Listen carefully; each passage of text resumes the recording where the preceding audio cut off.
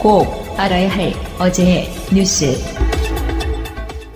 지난 4일 통화에 이어 엿새 만에 다시 이뤄진 한미 정상통화에서 트럼프 미국 대통령은 우리 정부의 대북 기조에 힘을 실었습니다.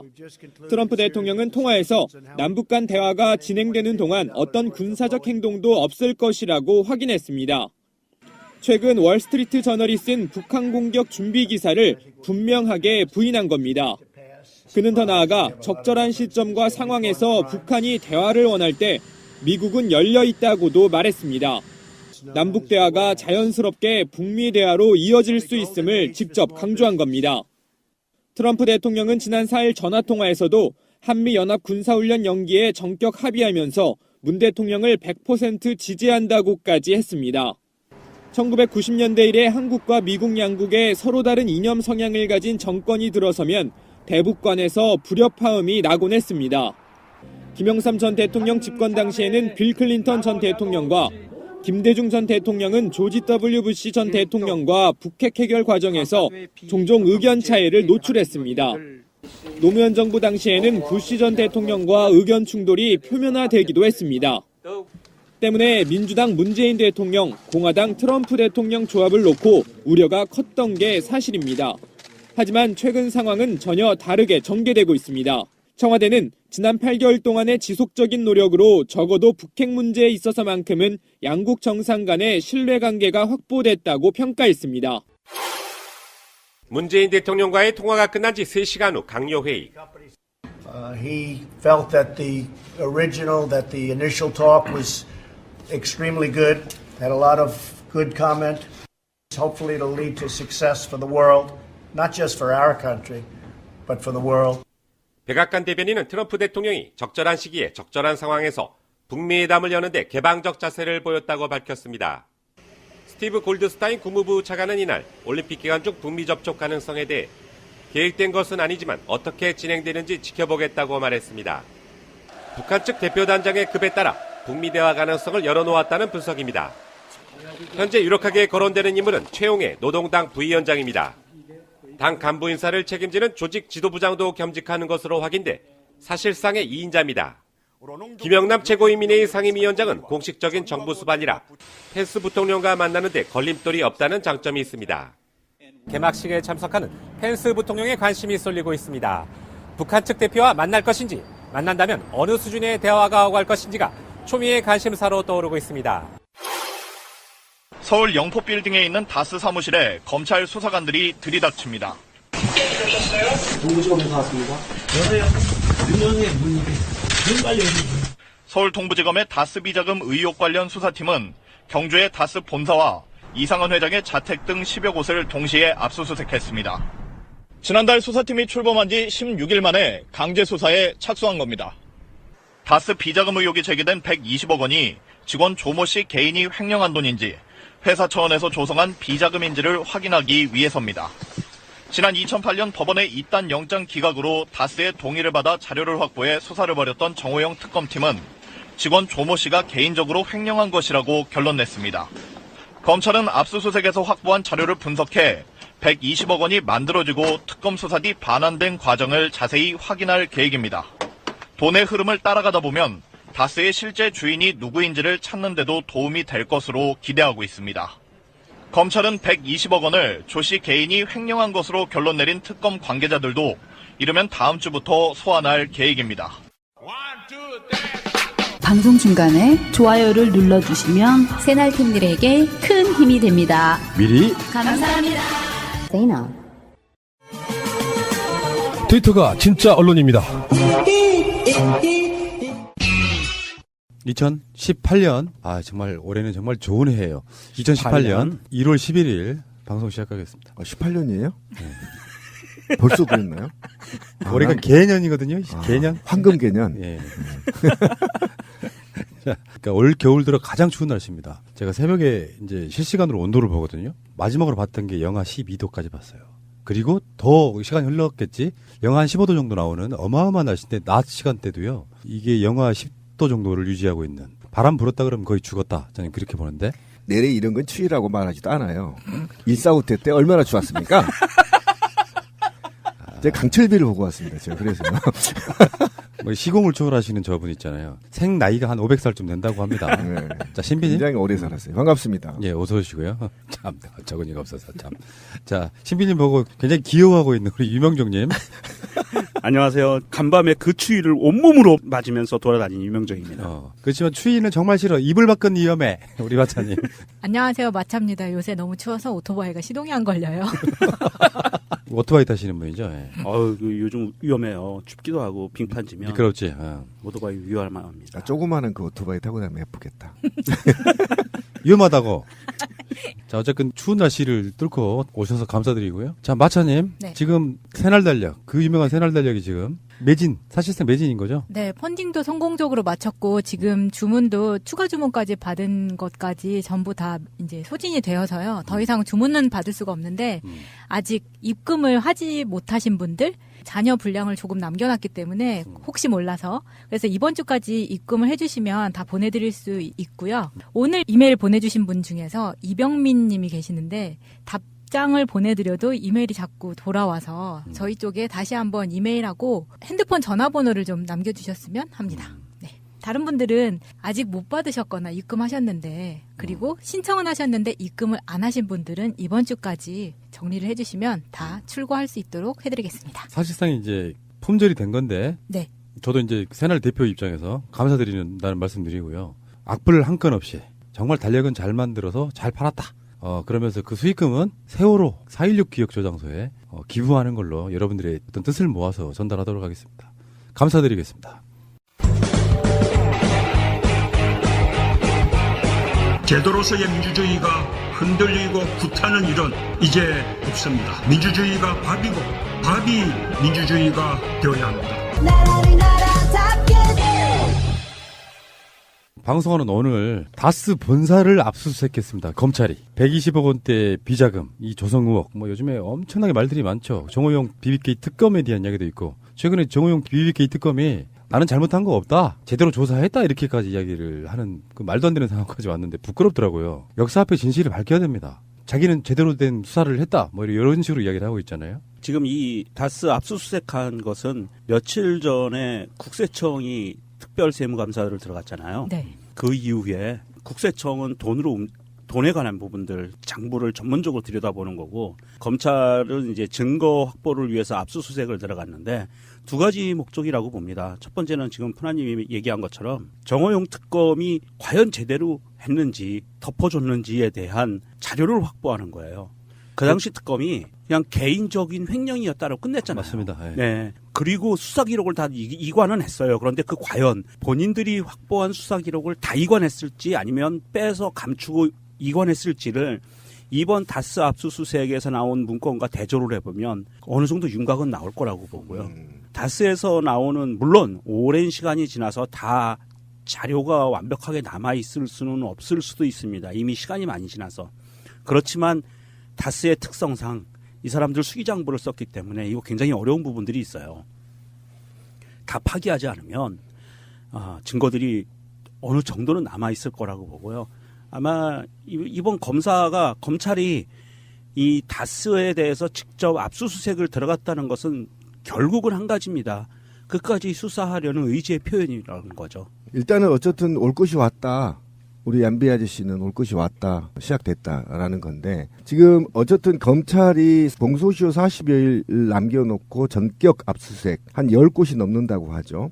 근데 실제로 제가 경주에 갔을 때 경주의 시민들은 MB가 경주 경제를 망쳤다 이런 소문이 많아요. 그러니까 지금 이거에 대한 대대적인 국세청이 굉장히 검찰보다 사실은 무서워요. 무섭죠. 네, 자본주의사에서 국세청에 한번 뜨면 정말 대단합니다. 국세청은 네. 그 기업들 입장에서는 네. 저승사자예요. 대단한데 거기에다가 이제 며칠 지나서 검찰까지 압수수색을 했단 말이에요. 근데 이게 제가 볼 때는 우리나라 검찰의 하던 행태를 보면 먼저 조사를 다 해놓고요. 이거를 증명한 증거를 확보하러 가는 거거든요. 그러니까 이미 조사는 끝났다 이렇게 보시면 되는 겁니다.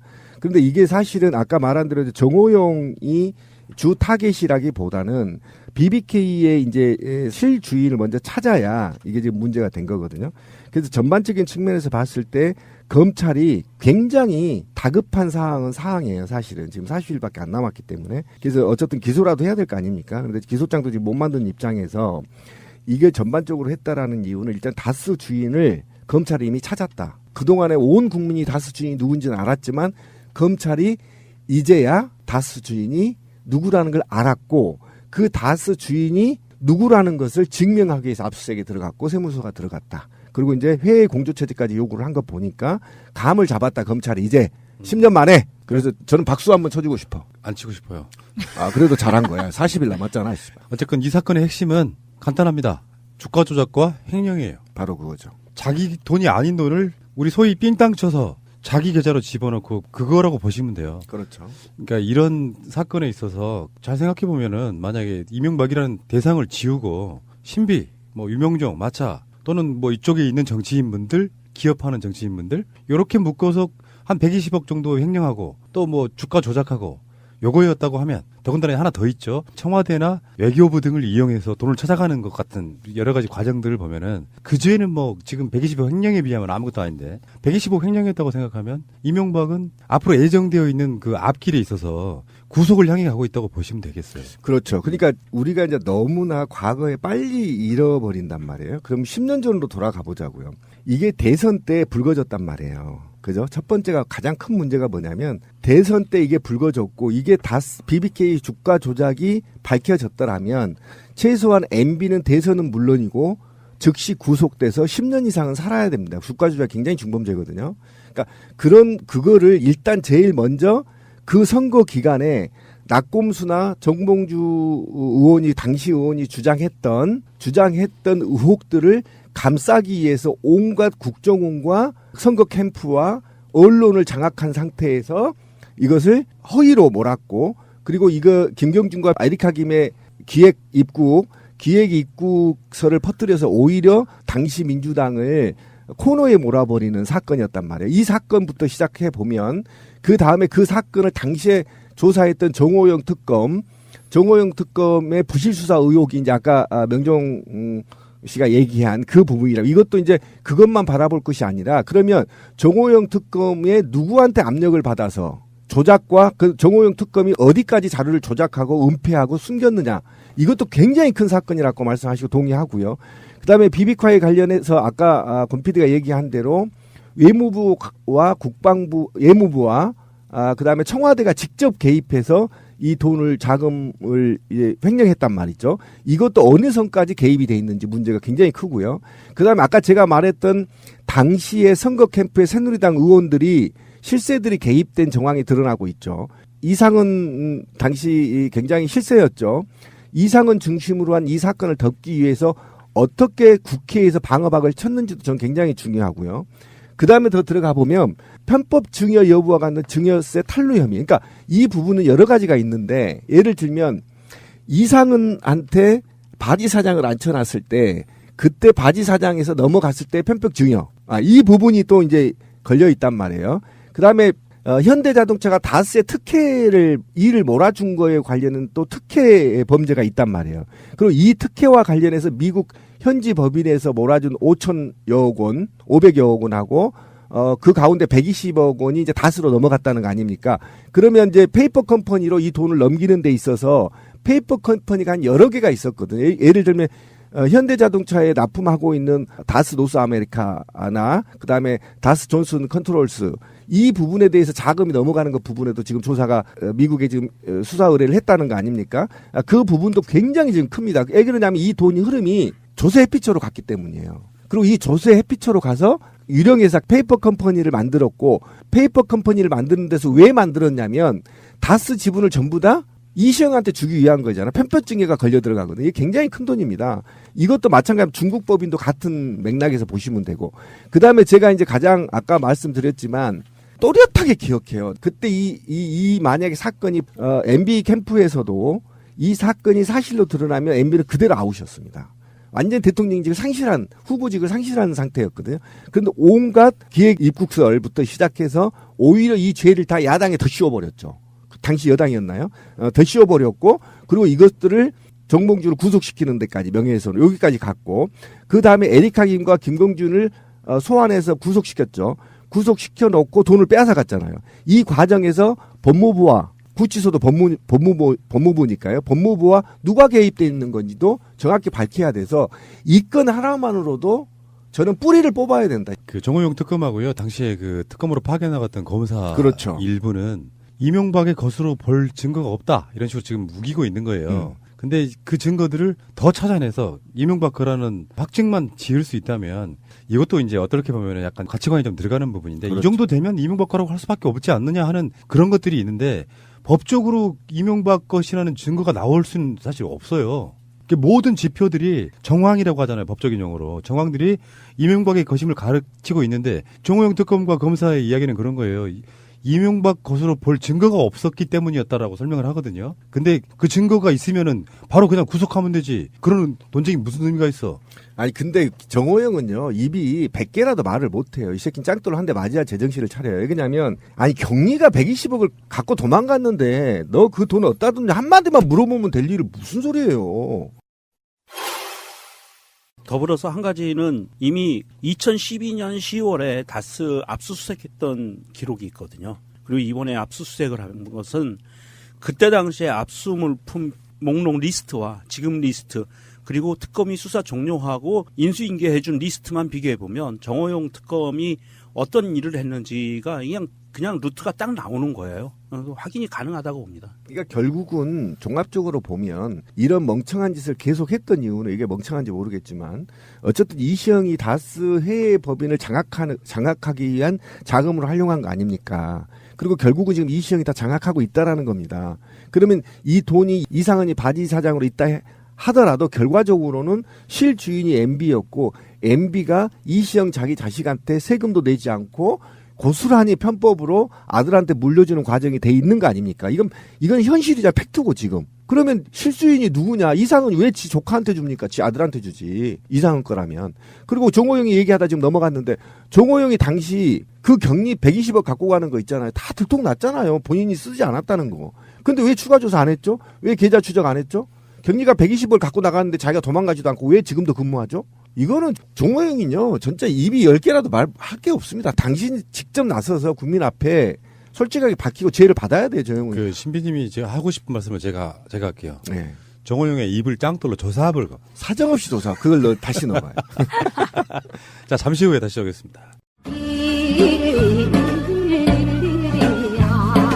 BBK라는 투자 자문회사를 설립을 하고 여러분 이거 다 거짓말하는 걸 아시죠?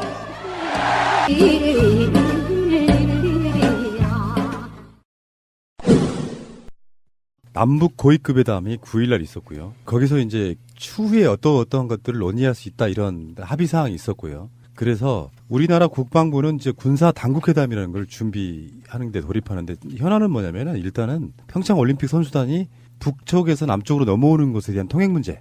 거기는 다 군인들이 지키고 있기 때문에 그런 부분하고요. 대북 확성기 중단. 확성기가 북한한테는 굉장히 가장 짜증나는 문제 중에 하나였었거든요. 우리도 짜증나요.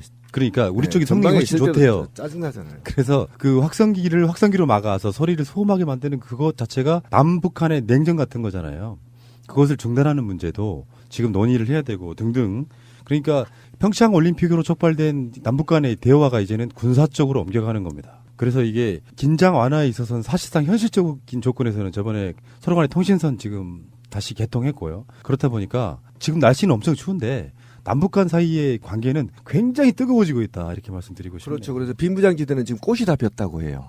뜨뜻뜨뜻. 그러니까. 예, 야, 막 열매도 손놀이 가야겠네. 새도 날아다니고. 저런 상상력 이뻐요. 아주. 꽃 보러 갑시다. 자, 지금 비무장지대 쪽에 벚꽃도 피었고요. 장미도 피었고요. 네. 어쨌든 지금 저는 굉장히 흥분된 상태예요. 드디어. 그렇지. 신비 자전거 타고 자전거 타고 네, 죽기 전에 한번. 네, 곧 자전거 타고 평양을 지나갈 수 있겠다. 실크로드를 탈 수 있겠다. 뭐 이렇게 해서 다시 뽑아야 돼. 엑셀로 실크로드 타고 이렇게 쭉 유럽까지 가면 자전거를 몇 개 바퀴를 교환해야 되는 건지 뭐 이런 것도 각 계산이 되잖아요. 꿈을 꾸는데 정말 기분 좋았고요. 왜 제가 기분이 좋았냐면 군사 당국 회담은요. 우리 남한에서는 군이 실세가 아니잖아요. 근데 북한에서는 군이 실세란 말이에요. 당이 군을 장악하고 있고 당의 위원장이 김정은 위원장이란 말이에요. 그러니까 결국 군은 군대가 300만이 제가 알기로는 좀 넘거든요. 그러니까 북한은 그다음에 경제 규모의 80%를 국방비로 썼어요, 지금까지. 그렇기 때문에 북을 전부 다 장악하고 있다, 이렇게 보면 되는 겁니다. 그러면 북의 최고의 실세의 그룹인 군과 남한의 군이 만나서 얘기를 한다는 거는 첫 번째 의제는 일단은 평창올림픽과 관련한 각가지의 군사적 문제 해결이겠죠. 그다음에 북한에서 요구하는 거는 어차피 한미일 연합훈련을 중단해달라는 거거든요. 그런데 이것이 두 개로 갈라질 수가 있어요. 하나는 평창올림픽 좌우로 해서 좀 중단해달라. 1차적인 거고 2차는 한미연합훈련은 모두 폐지해달라. 이 두 가지가 요구될 가능성이 굉장히 높습니다. 근데 1차적으로 지금 비무장지대에 지금 봄꽃이 다 피고 있는데 무리하게 북한에서 요구할 리는 없고요. 일단은 첫째 얘기가 평창올림픽 기간 내에 좌우로 해서 좀 군사 조치를 좀 풀어달라, 이런 겁니다. 그래서 2차적으로 이런 요구사항들이 오갔을 때 저는 이제 높게 평가한 건 뭐냐면 총칼을 서로 이게 대고 있잖아요. 북한군과 남한군이. 그런데 이들이 직접 만다. 얼마나 가슴 뭉클해질까요? 저는 그 북한 대표단이 처음에 도보로 평화의 집 쪽으로 건너올 때 저는 감동적이었어요. 그 자리가 왜 북한 군들이 막 귀순하고 막 총 맞고 막 그런 다 그쪽이거든. 근데 거기에 양복 입은 북한 대표단이 우르르 몰려오는 그걸 보면서 영화로 말하면 사실 그 비주얼은 약간 저폭들 걸어오는 느낌이었는데 그 느낌 자체가 평화가 다가오고 있구나가 굉장히 역사적인 장면 중에 하나였거든요. 근데 진짜 중요한 문제인데 신비님이 말씀하신 것처럼 사실 북한이 요구사항이라기보다는 평창올림픽 기간 동안에 문재인 대통령도 끊임없이 연합훈련 안 한다 뭐 이렇게 했고 트럼프도 거기에 화답을 해줬고요. 문제는 지금 이렇게까지 벌어지고 나니까 트럼프가 드디어 이제 뭐 막말을 쏟아내든 뭐 김정은 뭐 돼지 새끼 이렇게 표현 안 했지. 근데 느낌은 그랬다고. 네, 그렇죠. 북한이 원한다면 대화는 열려 있다라고 하는 굉장히 진전된 표현이 나온 거예요. 어느 한쪽도 양보하지 않고 양쪽 다 계속 공격만 해야 돼요. 막 표현 이상하게 써가면서 막 미치광이 개망나니 막 이렇게. 근데 그러던 관계에서 트럼프가 북한이 원하면 대화는 항상 언제나 열려 있다 이렇게 얘기하잖아요. 그렇죠. 여기서 김정은이 막말을 쏟아내는 건 불가능해요. 그렇죠. 불가능하죠. 네. 예. 그러니까 이게 한국에서의 처치일관 지켰던 의지, 평창을 평화올림픽으로 만들겠어. 그렇게 밑밥 깔아놓고 나니까 김정은 위원장이 신년사에서 평창올림픽 가고 싶어. 그러니까 이쪽에서는 평창올림픽 기간 동안에는 군사훈련 같은 거 안 와. 뭐 이렇게 왔다 갔다 하는, 쉽게 표현하면 진짜 이건 진짜 핑퐁인 거죠. 그러니까 미국에서 굉장히 전향적인 발언이 나온 거예요. 사실은 이거를 더 확대시키면 김정은 위원장이 원하는 쪽의 결과물인 거예요. 냉철해. 바로 그건데. 그러니까 일단은 문재인 대통령을 내가 안 좋아할 수밖에 없는 이유가 좋아할 수밖에요. 다시요. 이런 어쨌든 좋아할 수밖에 없는 이유는 저는 사실은 좀 불안했습니다. 남북 관계. 왜냐하면 지난 9년 동안 너무나 개판을 쳐놔서 이걸 어떻게 해법을 풀어야 되느냐 했는데 정말 저는 이렇게까지 이 문재인 대통령이 잘할 줄은 몰랐어요.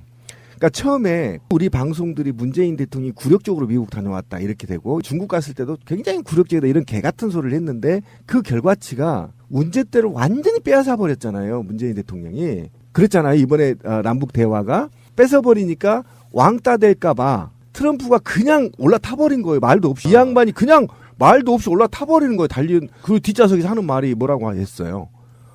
뭐 북한하고 남한이 대화하는 게 자기 덕이다. 자기가 막 버튼을 누르지 많이 싸워 주니까 남북한이 대화하는 거지. 이렇게 해서 올라탔단 말이에요. 그 말을 듣는 순간 문재인 대단한 사람이다. 쭉 묵묵하게 말없이 갔잖아요. 앞을 향해, 평화를 향해. 그러니까 올라탔잖아요. 아베 새끼만 안 탔잖아. 그렇습니다. 지금 탔는데 숟가락을 엮은 거야. 걔는 새끼 맞아. 그래서 올라탔단 말이에요. 타니까 이 한반도가 북한과 남한이 중심에 확 서버린 겁니다. 맞습니다. 중심에 선 상태에서 지금 남북 고위급 군 당국 회의를 개최했단 말이죠. 그런데 여기에서 말이에요. 굉장히 제가 고맙게 생각하고 남북한을 얘기했던 게 뭐냐면 북한은요. 우리 방송에서 수없이 나갔잖아요. 한번 우리가 북한이 돼봐. 북한 주민이 돼보자고. 한번 잠깐 1분만 돼보자고. 한반도 그림을 생각해봐. 북쪽으로는 러시아가 버티고 있어. 그 다음에 중국이 버티고 있어. 남쪽으로 남한이 버티고 있어. 동쪽으로 누가 버티고 있어. 일본 놈이 버티고 있어. 서쪽으로 누가 버티고 있어. 중국 놈이 버티고 있는 거예요. 그리고 얘네들은 공조훈련 안 하잖아요. 20년을 굶어서 300명이 죽는데도 외부한테 원조 부탁 안 해서 지들이 굶어 죽고 막 하더라도 버텼어.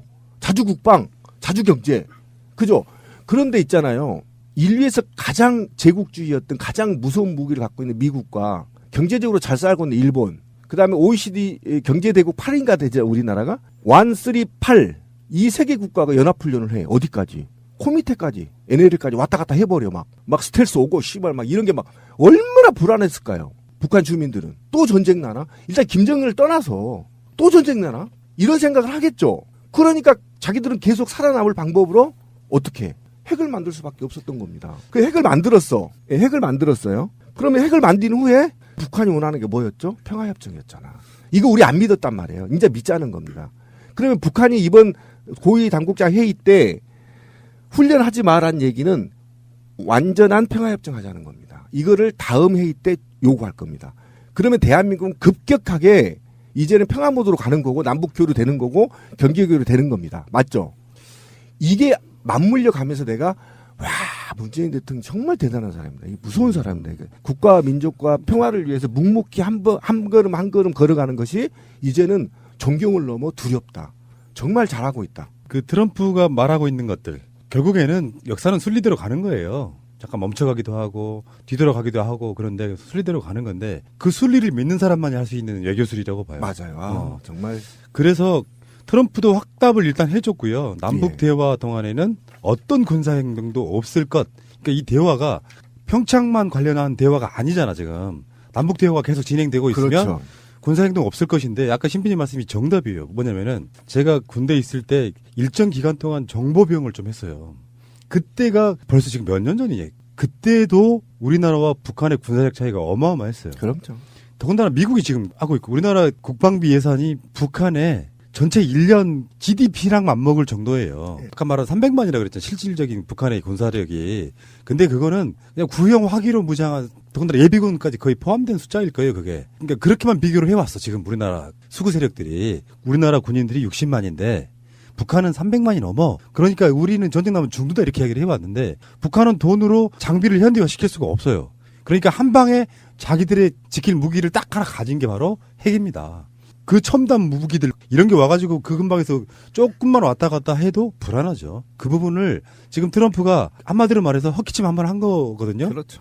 그것만으로도 한반도가 이렇게 평화의 기운이 깃드는 걸 보면 그런 면에서 약소국. 그리고 저는 이렇게 봐요. 이게 좀 더 나아가서 북한과의 관계가 좋아지고 북미 간 평화협정이 맺어지게 되면 주한미군도 철수를 해야겠죠. 아, 당연히 해야죠. 그래서 우리나라가 한반도에 있어서의 군사행동에 모든 결정을 할 수 있게끔 만들어줘야 되는 그런 부분까지 간다고 보는 건데 어쨌건 이 회담을요, 남북회담을 EU는 환영을 어마어마하게 했는데 심지어 한글로도 성명을 발표했어요. 오, 이례적이죠.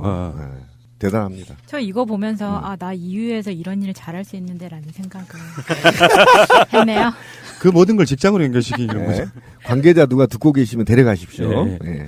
전 세계적으로 화약거들이 있어요. 뭐 중동에도 있고 아프리카에도 있고 뭐 중앙아시아에도 있고 있긴 한데 핵에 관련된 국제적인 분쟁은 좀 덩어리가 크잖아요. 그 세계 대통령이라는 트럼프가 맨날 막 트윗 싸대면서 이렇게 말폭탄을 막 날리는 상황에서 근데 정작 한반도에서는 이렇게 신스 문재인 대통령으로부터 생겨난 이런 이 흐름이 지금 꽃을 피고 있어서 이야기 들어보니까 진짜 우리나라 정부 청와대하고 국방부 쪽은 정말 살얼음판 걷는 듯이 조심 판 안 깨려고 엄청 노력하더라고요. 그러겠죠. 근데 저는 이제 우리 애청자분들이나 우리도 이제 약속을 좀 해야 될 것 같아요. 그리고 북한은 우리가 싸워야 할 대상이 아니라 그 다음에 북한이 원하는 건 평화협정이에요. 완전한 평화협정, 영구 평화협정. 이거를 국제사회에서 정확히 하고 전쟁 지금 북한이 원하는 건 저기죠. 자기들이 지금 1년 예산에 7, 80%를 국방비로 쓰는 거를 거의 20% 다운시켜서 이제 국방비에 지출 안 하고 경제개발에 지금 투자하겠다는 거 아닙니까? 거기에 대해서 평화협정이 큰 모멘텀이 된다는 거 아닙니까? 남북한이. 그럼 여기 몰아줘야 되는데 세계는 지금 우리가 바라는 게 뭐냐면 지금 자유한국당을 중심으로 그다음에 일본 아베 제가 오랜만에 이 말 할게 절대 삭제하지 마세요. 똥꼬를 빨고 있는 국내의 친일 아베족들 이놈들과 미국의 국방 마피아들과 함께 연동해서 종북을 장사해서 먹고 사는 세력. 이 소수의 세력들이 언론을 장악하고 정치를 장악해서 이 모처럼 만에 찾아오는 이 평화 무드를 파괴하려는 세력들을 우리가 찾아내서 집중적으로 공격하고 더 나아가 저는 이 대기업들이 정신 차려야 된다. 지금 우리 실업률이 9.9%까지 올라가고 있는 거죠.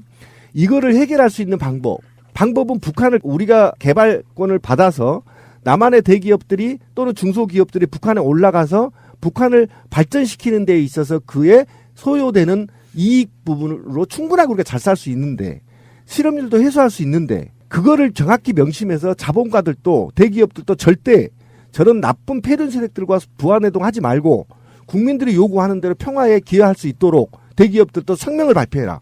거기에 우리가 반드시 같이 행동을 해야 되고 그리고 이 평화 무드를 깨려고 하는 한국 당내의 불순 세력들을 우리가 집중적으로 관리하고 그러지 말라고 문자 쏘고 해야 되는 시기가 행동으로 나서야 할 시기다. 네, 굉장히 중요한 시기다. 자, 희망이 보입니다. 마음은 코앞에 거의 다 갔고 지금 한 발짝 디딘 거거든요. 오늘 나간 방송에는 그런 이야기 했잖아요. 2021년 정도면 북한의 핵도 어떻게 보면 해결될 수 있다. 실제로 북한도 자기네 나라에 침략할 게 아니면 남한과도 교류하고 사실은 지금 군사 분계선을 없애야 돼요. 왕래만 왔다 갔다 하게 해주면 그럼요. 국경선 형식적으로 만들어 놓고. 그리고 이제 핵 얘기 잠깐 나왔는데 저는 핵도 있잖아요. 만약에 화해 모드가 되면 남북한이 공동 관리해도 된다 저는 그렇게 봐요. 네. 자, 알겠습니다. 잠시 후에 오겠습니다. 자, 혹시 여러분들 이분 아세요? 안배진삼. 네? 안배진삼이라고. 그게 뭐예요? 부모 양성 쓰는 사람은 아니고 아베의 한자를 그대로 읽으면 안배진삼이에요. 시진핑은 어떻게 쓰죠? 아시잖아요. 습근평. 이 보도 아베가 평창올림픽에 지금 위안부 합의에 관련한 우리나라의 조치 때문에 안 와라고 보도한 신문이 박근혜의 7시간을 보도했던 산케이라서 저는 다 믿지는 않습니다만 일정 정도 그런 흐름이 있다는 것 같고 어쩌면 이런 게 있어요. 극우나 이런 어떤 의도를 갖고 있는 보도 매체들은 먼저 오보를 일부러 내요. 그래서 감정이 막 북받치게 만든다거나 자기들의 클릭수를 유도한다거나 그런 짓거리들을 하는 거거든요. 그런 면에서 봤을 때 아베 신조가 우리나라의 평창올림픽 때 안 온다고 하는 것은 일종의 한번 흘려보는 꼼수가 아닌가 싶은 생각이 좀 들어요. 사실 그 일본 정부의 공식적인 반응은 안 간다가 아니고 가는 것을 보류한다였어요. 공식적인 반응은 보류였고요. 이게 지금 일본에 있는 안 씨가 이거 안철수 안 씨하고 똑같네요. 안배진삼 씨가 아니야. 그러니까 아버지가 안 씨고 어머니가 배 씨였는 그런가? 거예요. 안배진삼 씨가. 그럼 안진삼 씨네. 진삼 씨가 사실 이 일본 정부에서 공식적으로 나온 입장이 보류라는 것은 누가 나 좀 데려가줘예요. 그렇죠. 나 못 가라고 못 박는 순간 전 세계에서 왕따가 되는 거고요. 이 평창올림픽을 계기로 모든 나라가 참가하는데. 그러니까 이럴 때일수록 와야 되는 거 아니에요? 그렇죠. 그런데 자존심 상하는 거예요. 아니 이 10억인 문제를 어떻게 할 수가 없어요. 지금 일본 입장에서는 이거 건드릴 수가 없는 거예요. 자기들이 건드리는 순간 이거는 폭탄 터지는 거라 건드릴 수 없는 상황이고 그냥 예전의 약속을 지켜줘라고 밖에 얘기할 수 없는 상황이고 그러는 상황에서 그냥 간다라고 얘기할 수 없고 안 간다 그러면 큰일 나고 하니까 보류해놓고 이거는 그 미국 쪽에서 누군가 와서 자기들을 데려갔으면 하는 이런 그 메시지를 보내는 거거든요. 사실 뭐 뒤에서 계속 나올 이야기지만 펜스 부통령이 오기로 했고 이방카가 못 오기로 안 오는 걸로 됐잖아요. 사실 이방카가 왔었으면 아베가 조금 더 편하게 한국을 같이 올 수 있는 구도를 좀 그릴 수 있지 않았나 싶어요. 왜냐하면 아베는 일단 이방카한테 질러준 게 있잖아요. 660억. 우리한테 100억 원 줬지만 이방카한테 660억만큼 밀어줬었기 때문에 국민적 감정은 안 좋을 수 있지만 어쨌든 이방카를 좀 이용해 먹을 수 있는 카드가 될 수 있었는데 그것마저도 없어져 버린 거죠. 근데 제가 여러분들한테 묻고 싶어요. 아베가 왜 평창에 와야 돼요? 왜 아베가 평창에 와야 돼요? 아니 대한민국에서 문재인 대통령이 주관하고 대한민국이 주관하는 동계올림픽에 진삼 씨가 안 오면 안 되지. 아 그래요? 와서 아련을 해야죠. 일단 다르게 생각합니다. 아시아를 먼저 버린 놈들이 일본 애들이에요. 네, 맞습니다. 그리고 아시아를 풍지박산 냈죠. 네, 아시아에서 제가 알기로는 1,000만 명이 더 죽었거든요. 2차 대전 때. 그러니까 아시아를 무차별 살상하고 자원을 탈취한 것도 일본이거든요. 전쟁이 끝나고 이 새끼들이 무슨 짓을 한지 아세요? 탈아시아를 내쳤어요. 탈아시아를 내치면서 본격적으로 미국의 푸들이 되기 시작했죠. 우리는 아시아에서 가장 고등한 동물이니까 서양 애들하고 레벨이 같아. 씨발 내가 쪽팔리게 어떻게 아시아 애들하고 놀겠어. 그래서 태평양 언저리에 있는 우리는 양키하고 높게 그래서 양키 쪽에 붙어서 축구도 우리하고 안 쳤어요. 예전에. 걔네들이 지금 스포츠 잘한 거 사실이잖아요. 그 이유가 다 서양하고 놀았기 때문인 거죠. 그렇게 떠놓고 인제 와서 무슨 평창을 참여하니 오지 마. 씨발. 안 오면 왕따 된다니까요. 아이 새끼야. 쟤 있잖아. 문재인 대통령 너 오지 마. 그래도 나중에 울면서 올 거야 배 타고. 두고 보세요. 예. 울고 오기 때문에 와요. 신경 쓰지 마시고요. 문제는 아베 이 녀석이 정신을 차려야 된다는 거예요. 한반도의 평화가 찾아오면 일본한테 도움이 돼요. 이런 멍청한 새끼가 세상에 어디 있어요. 통일이 되면 아무래도 통일이 되면 일본과 한국의 수중도로도 놓을 것이고 그러면 물류도 다 육로로 통해서 갈 것이고 얼마나 좋아요. 그리고 자기들이 대륙으로 진출할 수 있는 교두부를 확보한단 말이에요. 그런데 남북한이 막혀 있어. 그러면 지금 일본이 경제가 계속 하락하고 있잖아요. 추락하고 있단 말이에요. 그런데 아직도 종북 팔아서 미국에 똥꼬 빨면서 먹고 사는 시대가 아니란 말이에요. 일본도 이제 자립을 해야 돼. 미국에서부터. 자기들이 어떻게든 아시아에서 신뢰를 얻고 그동안에 자기들이 잘못 저지른 범죄에 대해서 반성하고 이제 그럼으로써 아시아의 구성으로 되돌아와서 이제 아시아의 평화와 경제를 발전하는 데 있어서 지대한 역할을 해야 할 일본이 또 의무가 있어요. 그런데 고작 100억 원 우리나라 돈으로 100억 갖고 말이죠. 10억 원이죠. 그 100억 가지고 좀스럽게 지 껌값도 안 되는 돈 갖고 말이죠. 삐져가지고 꼭 홍준표처럼 얼굴 봐요. 안철수하고 홍준표하고 아베하고 얼굴이 비슷해요.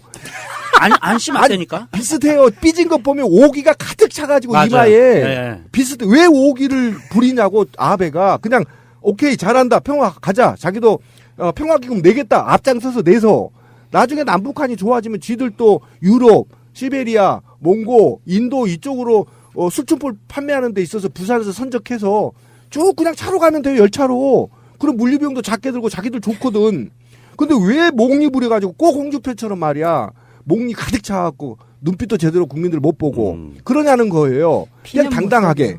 그러니까, 피해의식에 젖어가지고. 그러니까 그 부분은 이렇게 또 봐요. 그러니까 미국과의 관계에서 일본은 중국과의 극하게 대립하는 부분에 그 미국의 대리자로서의 어떤 역할이었잖아요. 그렇죠. 중국에서는 받아들일 수 없는 위안부 합의를 한국과 이끌어내면 국내 정치용으로도 굉장히 자기들끼리는 이득을 좀 보는 측면인데 그 시민님 늘 말씀하시는 것처럼 박근혜가 어떤 약점을 잡혔는지 말도 안 되는 합의를 해준 게 사실인 거고 아베가 이런 식으로 이제 뭐 온다 안 온다는 확정된 보도라고 좀 보기는 어렵고요. 약간 이간질 좀 불을 질러주는 어떤 언론의 농간 같고 어쨌건 아베는 안 오게 되면 아까 말씀하신 것처럼 국제적으로 사실 더 망신거리가 될 가능성이 높아요. 네, 촌스럽죠. 미국은 지금 펜스 부통령이 대표단을 이끌고 참석한다고 그러고요. 그러니까 실제로 올 수 있으면 정상들이 와서 축하해주고 그러는 건 나쁠 것이 아니죠. 근데 신비님 말씀처럼 아베 안 와도 우리한테는 생책이 나는 건 없어요. 맞습니다. 그리고 우리가 반대쪽으로 생각해보면 아베가 문재인 정부가 촛불혁명 정부로 탄생했기 때문에 거기에 대한 애우를 해야 돼요.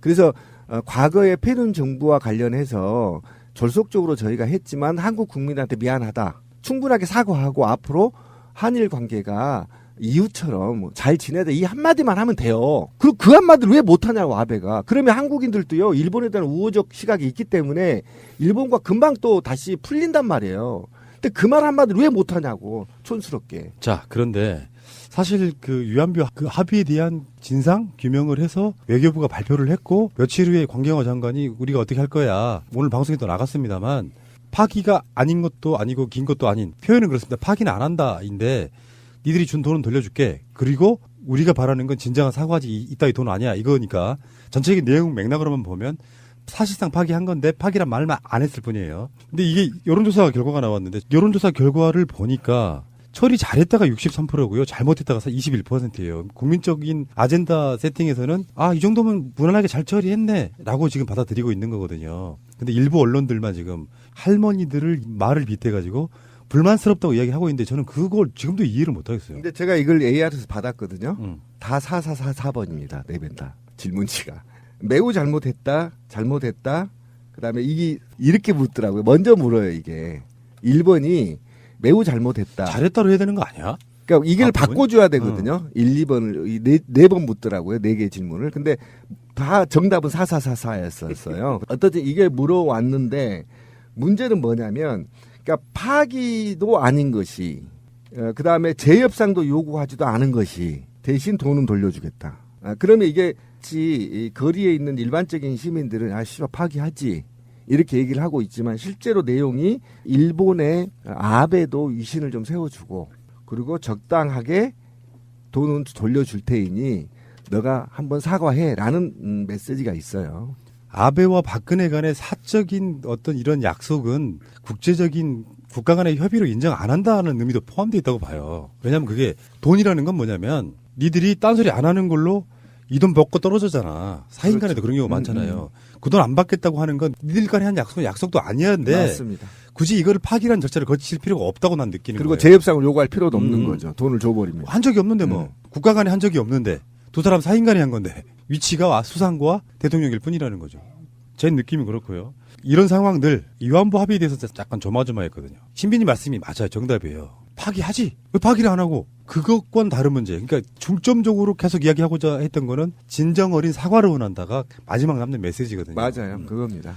파기할 가치가 없다고 난 느낀다. 그리고 저는 그 의도를 어디에서 느꼈냐면 재협상을 요구하지 않는다.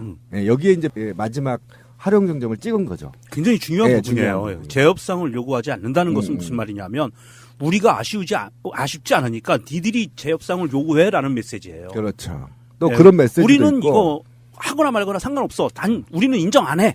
이걸로 끝나는 거고. 니들한테는 좋을 게 없어. 예. 필요하면 니들이 재협상 요구해. 아까 권 PD가 얘기한 대로 사실은 과거 사인이 얘기한 거에 대해서는 국가 간의 공식적인 협의를 안 봐버릴 수도 있어요. 그렇게 해석이 가능해요. 아, 그리고 국제 법상으로도 무효예요. 무효이기 이거는. 때문에. 무효란 말이 더 정확하겠다. 그렇죠. 무효란 오히려 말이야. 이거를 파기해버리면 인정해버리는 꼴이기 때문에 이게 굉장히 어려운 단어들을 선택해서 신중하게 했다는 데 대해서 굉장히 높이 보고 있는 겁니다. 국민들은. 이건 정말 어떤 분인지 모르겠지만 국민적으로도 지금 무난하게 받아들이는 것 같고 60%가 넘으니까요. 반대가 20%밖에 안 되면 이건 논란의 의미는 사실 없는 것 같고요. 그런데 위안부 합의를 이렇게 처리하는 부분 처음에는 저도 언론들이 발표하기 전에 어떤 식으로 처리할 것인지 경우의 수를 써놨어요. 하나는 위안부 합의에 대해서 전면 파기를 선언한다. 첫 번째. 두 번째는 100억 원을 돌려준다. 뭐 여러 가지 경우의 수가 있더라고요. 이 수가 나올 줄은 몰랐네. 이건 굉장히 잘한 거라고 보고요. 이거는 아베가 지금 뭐 산케이 신문에 약간 찌라시 같은 느낌의 보도에 의해서 오네 안 오네 하지만 이게 문제가 불거질수록 일본은 계속 불리해집니다. 저는 예, 맞습니다. 동의하고요. 그러고도 이제 가장 큰 문제가 뭐냐면 저는 일본 민중들한테 좀 얘기를 하고 싶어요. 이제 더 이상 아베가 일본을 이끌어가서는 일본은 침몰한다. 그러니까 일본도 좀 민중들이 일어나서 아베 같은 패륜적인 인물들이 있잖아요. 좀 솎아내고 새로운 지도자들을 좀 양성을 해야지. 일본 보세요. 안철수나 홍준표처럼 오기만 부리는 정치를 국제사회에서 해서 결국은 어떻게 됐나요? 중국한테도 미움 당하고 한국한테도 미움 당하고 다 당하고 오로지 미국한테만 빨아다니는데 미국이 그렇게 인정합니까? 안 하잖아요. 이번 같은 경우도 사실은 남북 화해 무드도 일본을 만약에 신뢰했다면 미국이 일본을 조정해서 어떻게 관여하게 했겠죠. 근데 버려버리잖아요, 미국이 일본을. 그러지 말고 아예 지역적으로 이제 사과하고 또 일본인들도 더 이상 아베 같은 놈들 수상으로 앉히지 말고 그냥 새로운 인물로 좀 교체해 가면서 동북아시아의 좀 평화를 같이 논할 수 있는 인물로 좀 뽑아줬으면 좋겠다. 그리고 이번 그 위안부 합의에 대한 대한민국의 공식 입장이 나오고 나서 일본은 반발하고 있지만 중국은 공식적으로 굉장히 큰 환영을 하고 있고요. 일본이 위안부 합의 수정 불가라고 하는 입장에 대해서 중국은 이렇게 얘기했습니다. 일본은 책임감을 가져라. 라고 얘기했고요. 위안부 피해 문제 해결에 적극적으로 나서야 된다. 예. 이렇게 반응이 나오고 있습니다. 자, 뭔가 술술 풀린 느낌 아니에요? 우리 무술년에는 무언가 술술 풀려서 무술년 아닐까요? 웃어주세요. 신비 복직 될 때까지 술술 풀린 거 아니에요. 무조건 술술 풀리는 거. 무조건 술술 풀리는 무조건 바로 술술. 무술년이고요. 좋다. 방송을 막 오랜 시간, 올해가 지금 5년째 하고 있잖아요. 그럼 대부분의 3, 4년 정도는 박근혜 탄핵되기 전까지는 뭔가 무지하게 답답하고 막 힘들었던 거거든. 올해는 지금 1월 2일부터 김정은 신년사가 나오면서 우리가 좀 답답한 뉴스 전했던 게 기레기 청와대 기자회견에서 물어본 그런 정도 질문밖에 없어. 그리고 뭐 중동 UAE 문제 정도. 대부분의 문제는 잘 풀리는 이야기를 전달하고 있거든요. 왜 그러냐면 그게 평소에 계속 소통하기 때문에. 그래서 마음속으로 뭔가 올해는 정말 잘 되려니 하는 그런 느낌이 들어요.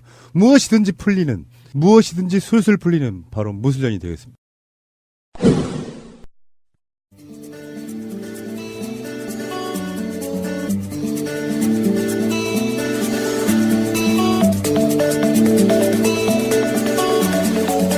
저는 그 저의 헤어스타일 변천사를 한번 생각을 해봤어요. 이게 어렸을 때 부모님에게 강요된 헤어스타일이 아동에 미치는 영향. 논문 준비하셨어요? 박사 논문? 아, 부담스러워요, 좀. 이게 제가 엄마가 아빠 회사에 같이 나갔었기 때문에 제가 이제 어렸을 때 할머니랑 이렇게 자랐는데 제가 할머니 개빵을 너무 쫓아다니니까 엄마가 안 되겠다 해서 저를 5살 때부터 유치원을 보낸 거예요. 개빵이 뭐예요? 할머니 개하러 가는데 제가 따라다니고. 할머니들 모임하는데 많이 따라다니니까. 근데 그런데 따라다니면 애들이 또 할머니가 쓰는 말을 쓰게 되거든요. 그러니까 엄마가 그게 너무 싫었던 거야. 맞아요, 그렇죠. 5살에 유치원을 다니기 시작하면서 유치원을 3년을 다니고 이제 초등학교를 들어갔는데 그때 이제 한 6살쯤 돼서 새로운 유치원을 들어갈 때 엄마가 이제 저를 파마를 시키기 시작한 거예요. 그 옛날에? 네. 근데 파마를? 요즘은 엄마들이 파마약이 독해서 안 좋다고 애들한테 그렇게 어린 나이에 파마 시키지 않는다고 하는데 그때는 이제 우리 엄마는 그냥 머리 맨날 아침마다 빗기기 어렵고 막 하니까 그냥 저랑 제 남동생이랑 둘 다 파마 해가지고 미용실 딱 데리고 와서 둘이 이렇게 딱 앉혀놓고 똑같이 파마를 시키는 거예요. 그래서 제가 초등학교 그 6년 더하기 유치원 3년 내내 양배추라는 별명이 이제 저의 삶의 전반을 차지하게 됩니다. 양배추 인형. 학교마다 몇 명씩 있었던 것 같아요. 양배추 별명이 좀 몇 명 있었어요. 맞아. 그래서 빠마한 애가 됐구나. 맞아요. 그래서 제가 어렸을 때 사진을 보면 다 똑같은 거예요. 아, 그래서 그 소화제로 카베진을 그렇게 주구장창 먹는 거예요? 정말 그 양배추라는 게 너무 싫은 거예요, 이제. 근데 그게 이제 양배추 자체가 좀 잎사귀가 뽀글뽀글 하기도 하고, 그때 양배추 인형이라는 게 있었잖아요. 옛날에 보면은 이렇게 딱 머리 이렇게 두 갈래로 이렇게 갖고 막 따주고 예, 있잖아요. 예. 뭐 이런 건 없었어요? 저 그런 거 한 번도 안 해봤어요. 엄마가 이렇게 막 머리 이렇게 막 세 갈래. 우리 누나들은 따주고 내가 직접 따주고 막 그랬는데. 아, 진짜요? 예. 머리 따본 적은 없는 것 같아. 그런데 제가 태어났을 때 그런 얘기는 들었어요. 머리숱이 너무 적어서. 얇다고요? 네, 그래서. 모발이? 네, 이제 어렸을 때 애기들 한 번씩 머리를 밀어준다 그러잖아요. 예. 그러면은 머리 많이 난다고. 근데 외할머니가 아니다, 얘는 밀면 안 되겠다 해서 안 밀었다는 거예요. 엄마가 밀려고 하는데. 땜통이 엄청 큰 게 있었던 거 아니에요? 야, 밀면 안 되겠다, 야. 야, 안 되겠다. 깜짝 놀랐네. 근데 지금 와서 보니까 제가 정말 머리숱이 정말 많아요. 그래서 나중에 고등학교 때, 막 머리를 이렇게 길어가지고 머리를 묶고 있잖아요? 그러면 어디선가 모르는 편두통이 생기는 거예요. 근데 알고 보니까 그게 머리숱이 많은데 오래 묶고 있으면 이 머리가 아픈 거예요. 그런데 그거를 얘기를 하면 요새는 탈모가 많으니까 제가 이런 이야기를 하면 사람들이 되게 싫어하죠. 대부분 이런 느낌. 저는 뭐 다리가 길어서 고민이에요. 막 이런 거랑 비슷하게 듣는 거죠. 그러니까 제 사촌 동생도 목이 아프대요. 그러니까 이렇게 숱이 너무 많아가지고 그 한쪽으로 머리를 이쁘게 한다고 이렇게 머리 묶고 있으면 한 오후쯤 되면은 목이 아파가지고 풀어가지고 반대쪽으로 묶고 막 그러고. 나는 여자분들이 좀 가슴이 크신 분들이 막 허리가 아프다고 막 이런 거 좀 이해가 되는. 머리카락이 굵어가지고 이렇게 머리가 아프다. 머리 숱이 너무 많아서. 처음 듣네. 진짜. 그 허리 아프다는 거는 제가 또 알아요. 알아요? 왜냐면 근데. 나도 골반이 안 좋잖아요. 골반이. 너무 커가지고 골반이 안 좋아. 골반이 안 좋아요. 많이 틀어졌어, 골반이. 근데. 자학 개그를 그렇게. 왜 자학입니까? 골반 안 주는데. 잘한 개그지. 이건 잘한 개그지. 팩트 개그. 잘한 개그예요, 이거는. 자학이 아닙니다. 근데 그거는 사이즈가 변할 수도 있나요? 남자들은? 아니, 그래도 기본 크기라는 게 있으니까, 기본. 기본. 평상시 변신 전 크기가 있기 때문에 괜찮아요. 기본 빵. 아니, 제가 대학교 초년생 때쯤에는 뭐 이런 말 해도 되나? 막 D컵 막 이래서 그게 이제 유전인 거예요. 그러면 되게 힘들어요. 허리 아프고 막 그런다고 그랬어요. 맞아요. 제 친구 중에도 고생하는 애들이 있었어요. 네, 고생을 하게 돼요. 근데 저처럼 이제 키가 작은데 뭐 이렇게 되면 되게 힘든데 그 나중에 살이 한번 쫙 빠지면서 다 없어져 버렸어. 다이어트 하면서 좀 아쉽지 않으셨어요? 사라진 가슴을 찾습니다. 갑자기 사라졌는데 그때는 그게 지방이 많이 껴 있었다는 얘기인데 안 좋은 거라는 걸 몰랐어요. 나 좀 옷 좀 가볍게 입고 싶다라는 생각이 더 많이 했었지. 나중에 이렇게 후회하게 될 줄은 몰랐지. 아무튼 보니까 유명한 테니스 선수가 예. 딱 가슴 축소 수술하고서는 우승했잖아요. 맞아. 제 친구 중에도 혼자 축구 이게 선수라는 애도 민첩성을 있어요. 떨어뜨리는 거야. 그러니까. 근데도 확 줄이진 않더라고. 조금 줄이더라고. 가감하게 줄이진 않았어요. 나중에 살짝 어떻게 될지 줄이더라고. 모르니까. 나중에 은퇴 후도 고려한 거지. 아니, 은퇴 이게 후도. 축소 수술이 확대보다 위험해요. 위험하죠. 예. 그러니까 조금 줄여가지고 했는데도 우승했어요 바로. 지방흡입 수술 같이 그렇게 인식을 해야 되는 거군요. 뭔 얘기하다. 아니 그 머리가 무거워갖고 맞아. 좀 머리가 아팠다. 얘기했어. 근데 학교에서 보면은 그렇게 머리숱이 많은 애들이 있어요. 그래서 여기 머리가 엄마가 제가 기억하기에도 머리가 이렇게 길어서 머리를 항상 따고 다니는 여자가 있었는데 걔는 항상 이렇게 고개를 들게 되는구나. 아우 도도해. 쟤는 항상 도도해. 이런. 우리가 무거워가지고 이렇게 턱을 이렇게. 그래서 근데 이제 나중에는 이게 스치는 가위가 생겼잖아요. 네. 그렇죠. 그래서 가면은 정말 이제 숱을 많이 치는 거죠. 아. 근데 제가 중학교 때쯤 들어갈 때는 이제 다 단발머리를 하잖아요. 근데 지금처럼 그때는 그런 파마가 없어서 그 스트레이트 파마라고 있어요. 혹시 예, 예. 들어보셨어요? 네, 네. 예, 머리를 파마. 피는 건데 그때는 이게 판에다가 머리를 대가지고 이렇게 쭉쭉 피는 거였어요. 붙이는 거. 예. 그런 식으로 해서 단발일 때는 단발머리가 여름에 시원할 것 같잖아요. 여름에 제일 더운 게 단발머리예요. 왜요? 그러니까 차라리 묶는 게 나아. 이게 목이 머리 바람 다 들어오면 시원할 것 목을 가리고 있기 때문에 진짜 답답해요. 차라리 묶는 게 훨씬 나아. 그래서 여름에는 단발을 치는 게 아니에요. 네. 그런데 이제 중고등학생 때는 어쩔 수 없으니까 그렇게 다녔는데 나중에 대학교 들어오면서 이제 광주에 가면은 그 도청 옆에 예술 미용실이라고 머리를 아주 예술로 잘라주는 데가 있어요. 예술 미용실. 그래서 제가 처음이자 마지막으로 엄마가 이제 데리고 가서 그때 딱 학교 들어가기 입학식 직전에 거기서 머리를 잘랐는데 근데 되게 막 너무 특이하게 하고 싶은 거예요. 그래서 앞에서 보면 단발인데 뒤에서 보면은 머리 긴 거 있잖아요. 예, 예. 그렇게 이중으로 제가 머리를 자르고 오렌지색으로 염색을 한 거예요. 까져가지고. 아니 약간 그 다방 하시는 분들이 많이 하는 헤어스타일 아니에요? 그래서 이제 그렇게 하고 학교를 좀 다녔는데 나중에는 그때 사진이 지금처럼 이 모바일이 없으니까 그때 사진이 저한테 하나도 없는 게 너무 아쉽더라고요. 근데 제가 나중에 커져 보니까 제 머리가 반곱슬인 거예요. 그래서 반곱슬이면 여자애들이 뭐를 제일 하고 싶어 하냐면 매직 파마를 제일 하고 싶어 하거든요. 매직으로 머리를 쭉쭉 피는 거예요. 긴 생머리 하는 거. 찰랑찰랑한 거. 네. 그래서 그게 나왔을 때 정말 획기적인 파마 기술이라고 생각을 했었던 거죠. 저는 그 머리 한참 길렀을 때 매니큐어를 꼭 한번 해보고 싶어가지고 한번 해봤었어요. 남자분이 매니큐어를 아니 머리 매니큐어. 머리 매니큐어. 그러니까 매직 파마 하고 그 영양펌 중에 하나로 그 코팅을 하는. 맞아, 코팅하는 거. 그걸 매니큐어라고 하잖아요. 근데 그거 하고 나서 그게 벗겨지면 더 지저분해진다고 그러던데? 예, 할 때는 굉장히 이뻐요. 하고 난 직후에는. 저도 그만큼 기르고 다닌 적이 있었는데 예. 이제 오토바이 헬멧 쓰면 머리가 딱 나오잖아요. 예. 일부러 그렇게 하고 다녔었죠. 까진 느낌 하고 나 까진 느낌 하고 나. 아니 까진 건 아니고 집사람 태우고 다녔는데. 안전을 위해서 머리 잡으라고. 맞네요. 맞아. 안전벨트 식으로 머리 잡고 타라고 이렇게. 근데 나중에 학교 다니면서는 염색을 꽤 많이 했는데 그때 왜 제가 작년에 6개월 계속 긁은 다음부터는 염색약이 정말 무서워서 못 하겠는 거예요. 예. 그래서 그 이후로 지금 제가 염색을 안 하고 있는 거거든요. 근데 지금 와서 제일 힘든 거는 뭐냐면 왜 남자들은 귀 파주는 방 있잖아요. 지금도 있는지 모르겠는데 있긴 있죠. 귀를 파준다고 하잖아요. 예. 귀만 파주는지는 모르겠는데 근데 왜 흰머리 뽑아주는 방은 없냐는 거죠. 나는 그 사업 아이템인데. 흰머리 뽑아주는 거. 네. 근데 왜냐면 머리 쪽에서만 뽑아야 돼. 다른 쪽에서도 뽑을 수가 있기 때문에 다른 털에서도 고를 수가 있어요. 다른 말 많으니까 그게 머리로 한정만 짚고 하게 되면 모르겠는데 많아요. 은근히 좀 흰털이 많이 난단 말이에요. 아니 근데 은근히 이렇게 보면은 이렇게 막 넘겨보면은 흰머리가 나는데 전 지금까지는 다 뽑았거든요 제가. 근데 그 얘기하시더라고. 뽑지 마세요. 어머니도 이제 안 뽑아줄 때 시원하다는 거. 검정 머리 뽑을 때 안 그러는데 흰머리는 맞아요. 뽑으면 시원하대요. 예, 제 집사람도 맨날 시원하다고 아들한테 뽑아달라 그래요. 뽑으면 그래요? 시원하다고. 예. 신기하다. 다른 거랑 느낌이 다른가 봐. 그게 흰머리는. 저는 이제 너무 많아서 뽑을 상태가 지금 넘어갔고요. 굉장히 자연스러워서 안 하시는 게 더 예뻐요, 나은 것 지금은. 같은데 저는 또 머리도 곱슬이에요 원래.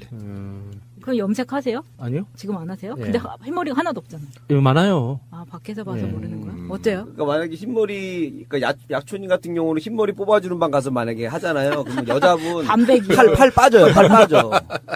그러면서 다시 공부해야겠다 이거 내가 힘들어서 못 해먹겠다면서 다시 돌아갈 것 같아. 다른 길로. 저는 그게 그렇게 되게 궁금하더라고요. 난 흰머리 뽑아준 게 옛날에는 부모님들이 100원씩 줄게 해가지고 예. 시켰었잖아요. 근데 그런 거 그랬죠. 말고 진짜 비즈니스 아이템으로 좀 하면 안 되나? 왜냐면 염색하기 싫은 사람도 있잖아. 맞아요. 어느 근데 정도 뽑을 머리 염색할 때 그 머리 염색약을 머리에 바르면 그 염색약이 두피에 닿잖아요. 맞아. 그러면 그게 이제 그 염색약이 두피에서 이게 약간 두피를 녹이는 느낌이 나잖아요. 되게 열이 싹 나면서. 그래요?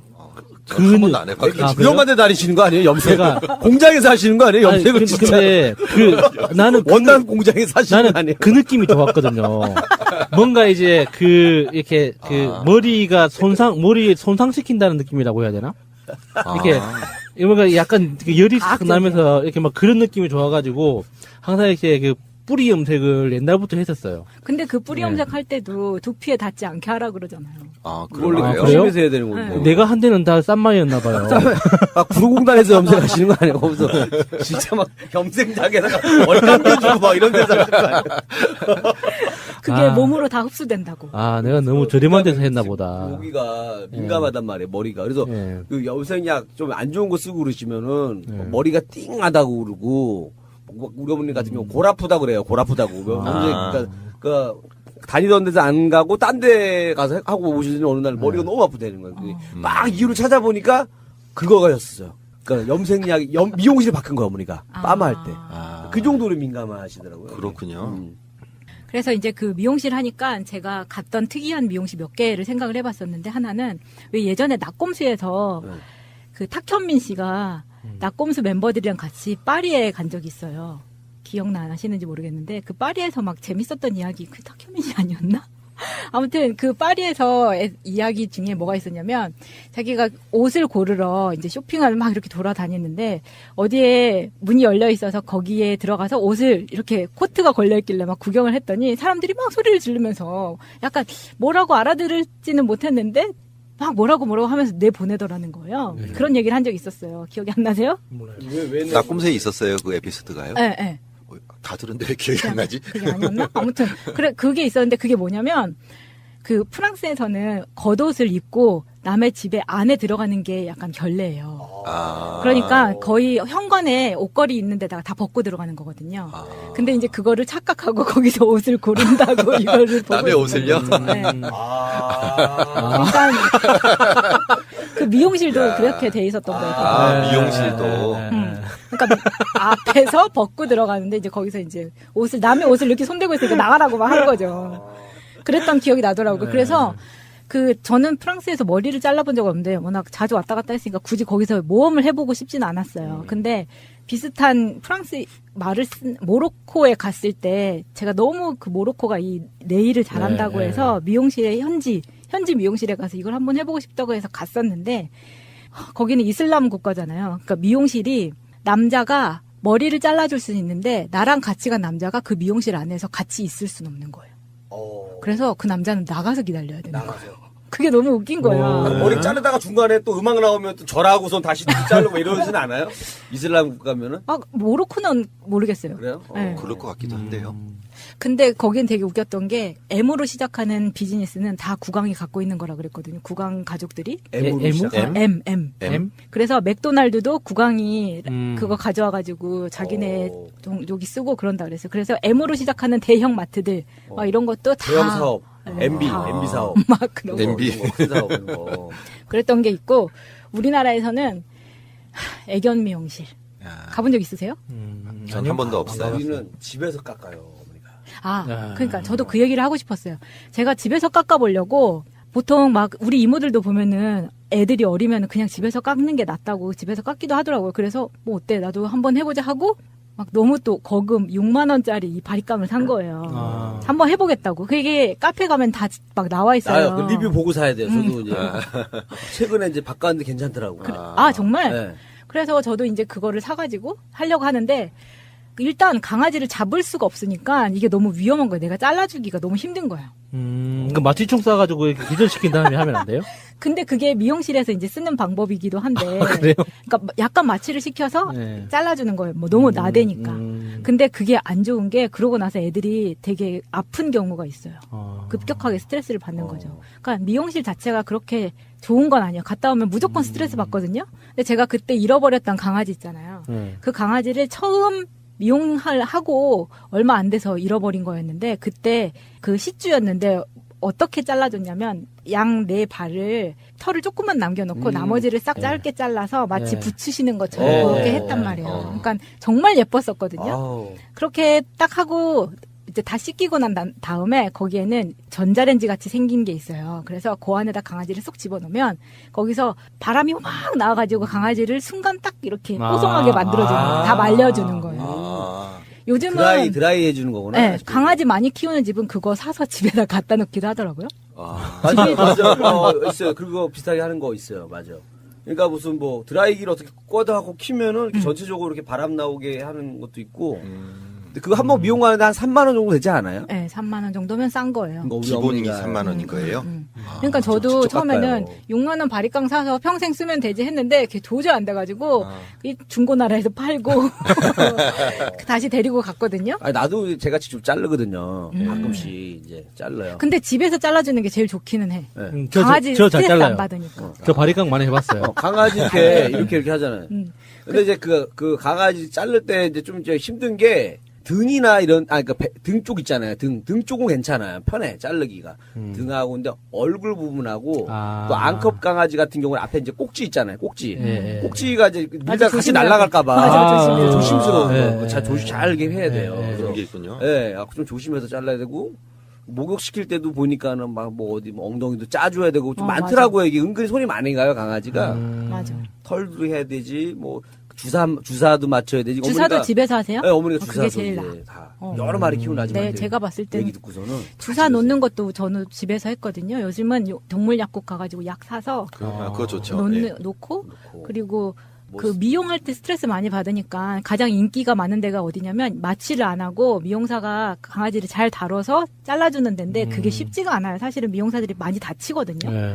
그 말은 들었어요. 네. 그래서 저도 그 강아지 잃어버리고 나서 그 길을 산책을 많이 왔다 갔다 했었기 때문에 해방촌에 그 애견 미용실에 원장님한테 지나가는 길에 잃어버리고 나서 일부러 들어가서 이제 저 그 강아지 잃어버렸다고 이제 또 울고불고 난리를 쳤거든요. 그러면서 얘기를 하다 보니까 거기 원장이 되게 귀엽게 생긴 남자였어요. 근데 얘기를 하다 보니까 나랑 동갑이고 이 사람이 이전에 그 SBS 짝에 나왔던 사람인 거예요. 그래서 나중에 막 찾아보고 여기서 나왔던 사람이 기사도 나고 막 그랬었거든요.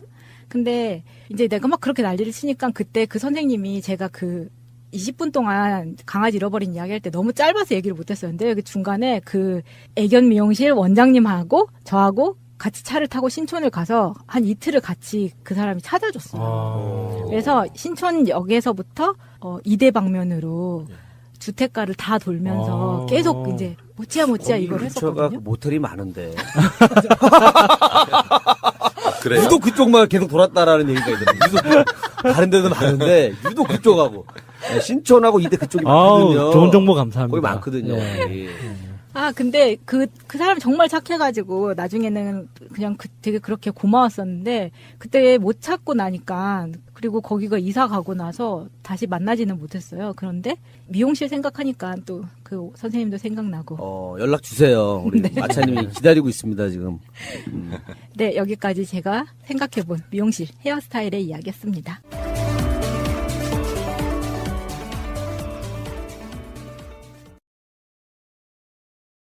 이관했을지를 이번 다스 압수수색에서 나온 문건과 대조를 해보면 어느 정도 윤곽은 나올 거라고 보고요.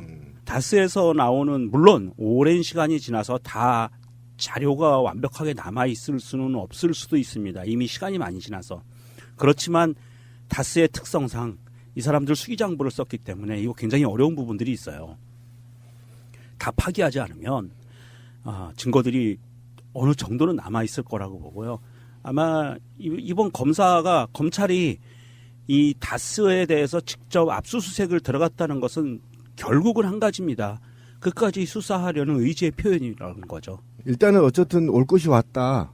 우리 MB 아저씨는 올 것이 왔다. 시작됐다라는 건데 지금 어쨌든 검찰이 공소시효 40여일 남겨놓고 전격 압수수색 한 10곳이 넘는다고 하죠.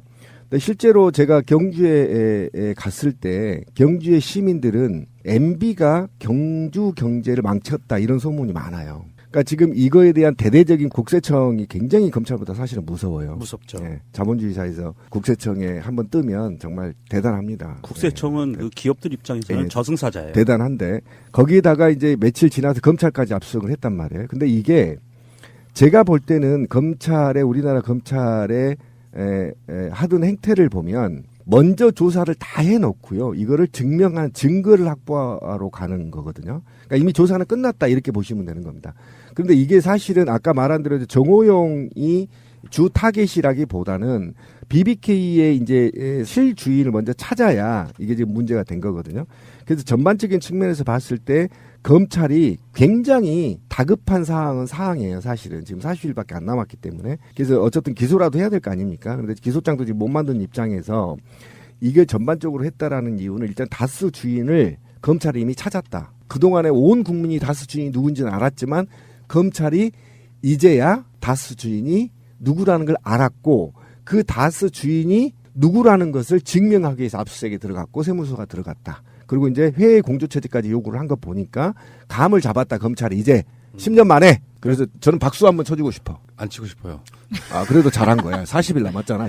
어쨌든 이 사건의 핵심은 간단합니다. 주가 조작과 횡령이에요. 바로 그거죠. 자기 돈이 아닌 돈을 우리 소위 삥땅 쳐서 자기 계좌로 집어넣고 그거라고 보시면 돼요. 그렇죠.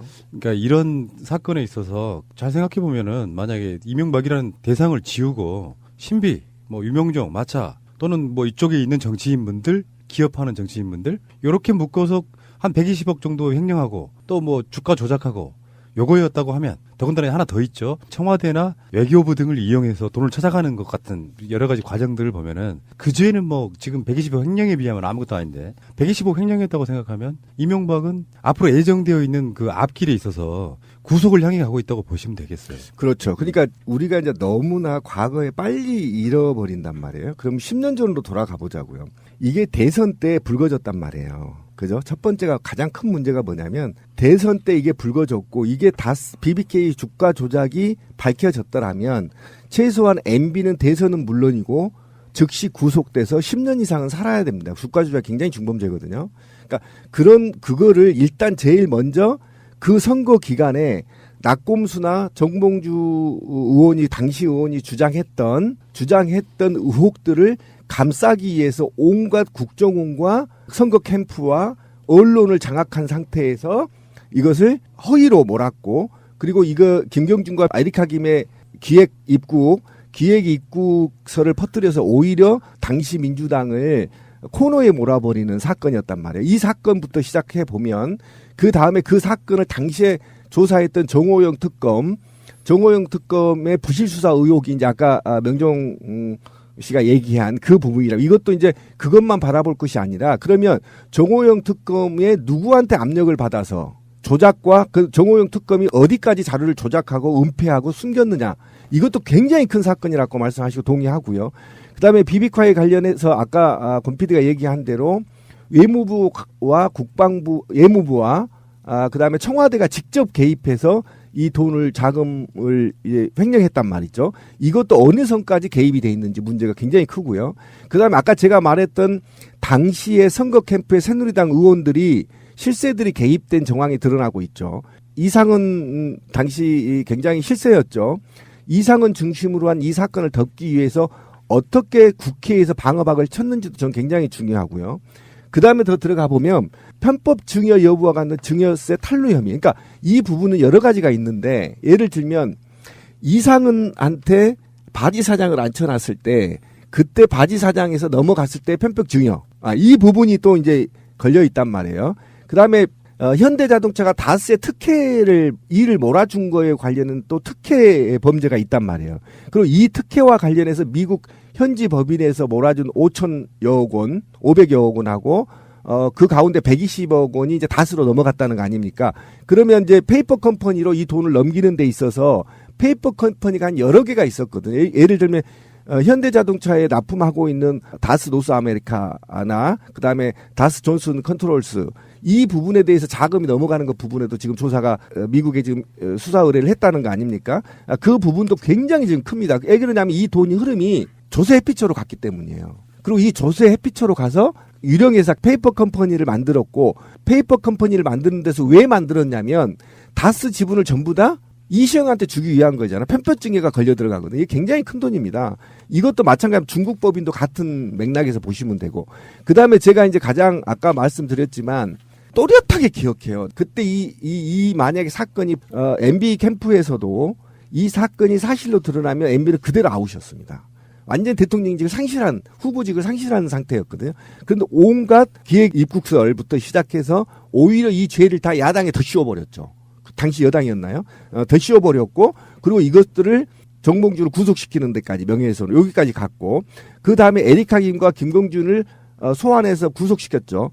구속시켜 놓고 돈을 빼앗아갔잖아요.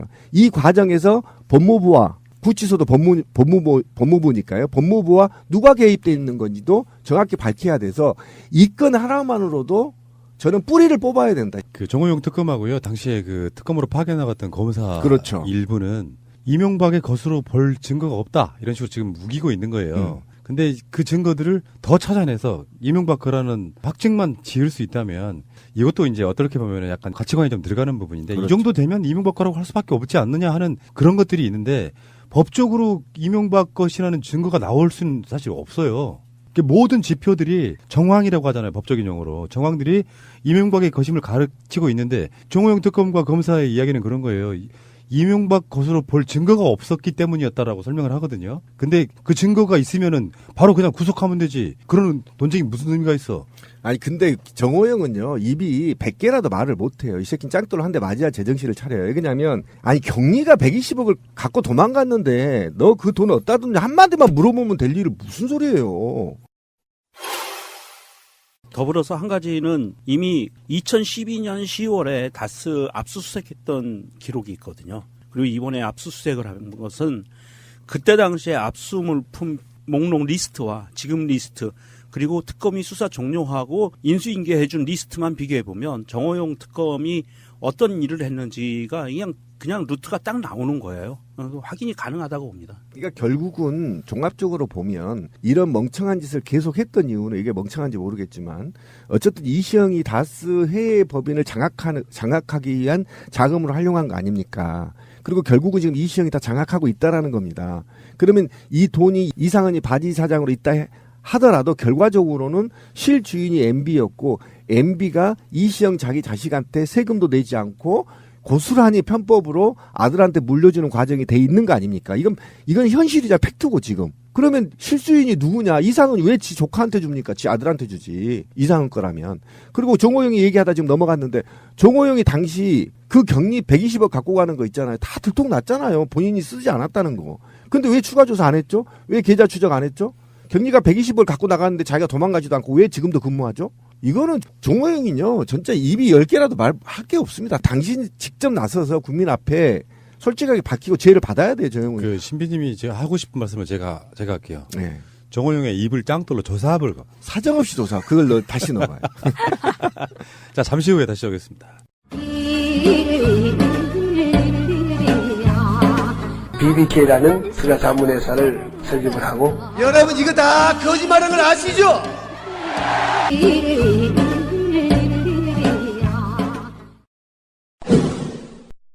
남북 고위급회담이 9일날 있었고요. 거기서 이제 추후에 어떠한 것들을 논의할 수 있다 이런 합의 사항이 있었고요. 그래서 우리나라 국방부는 이제 군사 당국회담이라는 걸 준비하는 데 돌입하는데 현안은 뭐냐면은 일단은 평창 올림픽 선수단이 북쪽에서 남쪽으로 넘어오는 것에 대한 통행 문제. 거기는 다 군인들이 지키고 있기 때문에 그런 부분하고요. 대북 확성기 중단. 확성기가 북한한테는 굉장히 가장 짜증나는 문제 중에 하나였었거든요. 우리도 짜증나요.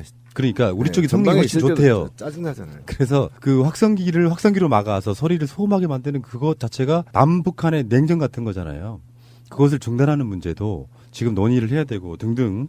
그러니까 평창 올림픽으로 촉발된 남북 간의 대화가 이제는 군사적으로 옮겨가는 겁니다. 그래서 이게 긴장 완화에 있어서는 사실상 현실적인 조건에서는 저번에 서로 간의 통신선 지금 다시 개통했고요. 그렇다 보니까 지금 날씨는 엄청 추운데 남북 간 사이의 관계는 굉장히 뜨거워지고 있다 이렇게 말씀드리고 싶네요. 그렇죠. 그래서 빈부장지대는 지금 꽃이 다 폈다고 해요. 하도 뜨뜻. 그러니까. 예, 야, 막 열매도 꽃놀이 있고, 가야겠네. 막 새도 날아다니고. 저런 상상력 이뻐요. 아주.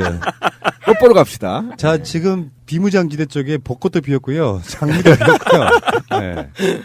어쨌든 지금 저는 굉장히 흥분된 상태예요. 드디어. 그렇지. 신비 자전거 타고 자전거 타고 네, 죽기 전에 한번. 네, 곧 자전거 타고 평양을 지나갈 수 있겠다. 실크로드를 탈 수 있겠다. 뭐 이렇게 해서 다시 뽑아야 돼. 엑셀로 실크로드 타고 이렇게 쭉 유럽까지 가면 자전거를 몇 개 바퀴를 교환해야 되는 건지 뭐 이런 것도 각 계산이 되잖아요.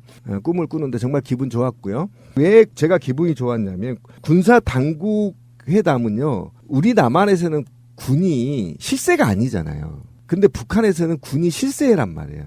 당이 군을 장악하고 있고 당의 위원장이 김정은 위원장이란 말이에요. 그러니까 결국 군은 군대가 300만이 제가 알기로는 좀 넘거든요. 그러니까 북한은 그다음에 경제 규모의 80%를 국방비로 썼어요. 지금까지. 그렇기 때문에 북을 전부 다 장악하고 있다 이렇게 보면 되는 겁니다. 그러면 북의 최고의 실세의 그룹인 군과 남한의 군이 만나서 얘기를 한다는 거는 첫 번째 의제는 일단은 평창올림픽과 관련한 각가지의 군사적 문제 해결이겠죠. 그다음에 북한에서 요구하는 거는 중간에 좋아요를 눌러주시면 새날팀들에게 큰 힘이 됩니다. 미리 감사합니다. 트위터가 진짜 언론입니다. 2018년 정말 올해는 정말 좋은 해예요. 2018년 1월 11일 방송 시작하겠습니다. 18년이에요? 네. 벌써 그랬나요? 올해가 개년이거든요. 개년. 황금 개년. 예. 자, 그러니까 올 겨울 들어 가장 추운 날씨입니다. 제가 새벽에 이제 실시간으로 온도를 보거든요. 마지막으로 봤던 게 영하 12도까지 봤어요. 그리고 더 시간이 흘렀겠지. 영하 한 15도 정도 나오는 어마어마한 날씨인데 낮 시간대도요. 이게 영하 10도 정도를 유지하고 있는. 바람 불었다 그러면 거의 죽었다. 저는 그렇게 보는데. 내래 이런 건 추위라고 말하지도 않아요. 1.4.5태 때 얼마나 추웠습니까? 제가 강철비를 보고 왔습니다. 제가 그래서. 뭐 시공을 초월하시는 저분 있잖아요. 생 나이가 한 500살쯤 된다고 합니다. 네. 자, 신비님. 굉장히 오래 살았어요. 반갑습니다. 예, 어서 오시고요. 참, 적은이가 없어서 참. 자, 신비님 보고 굉장히 귀여워하고 있는 우리 유명정님. 안녕하세요. 간밤에 그 추위를 온몸으로 맞으면서 돌아다니는 유명정입니다. 그렇지만 추위는 정말 싫어. 이불 밖은 위험해. 우리 마차님. 안녕하세요. 마차입니다. 요새 너무 추워서 오토바이가 시동이 안 걸려요. 오토바이 타시는 분이죠. 예. 요즘 위험해요. 춥기도 하고 빙판 지면. 미끄럽지. 오토바이 위험할 만합니다. 조그마한 그 오토바이 타고 다니면 예쁘겠다. 위험하다고. 자, 어쨌든 추운 날씨를 뚫고 오셔서 감사드리고요. 자, 마차님. 네. 지금 새날 달력. 그 유명한 새날 달력이 지금 매진. 사실상 매진인 거죠? 네, 펀딩도 성공적으로 마쳤고 지금 주문도 추가 주문까지 받은 것까지 전부 다 이제 소진이 되어서요. 더 이상 주문은 받을 수가 없는데 아직 입금을 하지 못하신 분들 자녀 분량을 조금 남겨놨기 때문에 혹시 몰라서 그래서 이번 주까지 입금을 해주시면 다 보내드릴 수 있고요. 오늘 이메일 보내주신 분 중에서 이병민 님이 계시는데 답장을 보내드려도 이메일이 자꾸 돌아와서 저희 쪽에 다시 한번 이메일하고 핸드폰 전화번호를 좀 남겨주셨으면 합니다. 네. 다른 분들은 아직 못 받으셨거나 입금하셨는데 그리고 신청은 하셨는데 입금을 안 하신 분들은 이번 주까지 정리를 해주시면 다 출고할 수 있도록 해드리겠습니다. 사실상 이제 품절이 된 건데. 네. 저도 이제 새날 대표 입장에서 감사드린다는 말씀드리고요. 악플 한 건 없이 정말 달력은 잘 만들어서 잘 팔았다. 그러면서 그 수익금은 세월호 4.16 기억저장소에 기부하는 걸로 여러분들의 어떤 뜻을 모아서 전달하도록 하겠습니다. 감사드리겠습니다. 제도로서의 민주주의가 흔들리고 구타는 일은 이제 없습니다. 민주주의가 밥이고 밥이 민주주의가 되어야 합니다.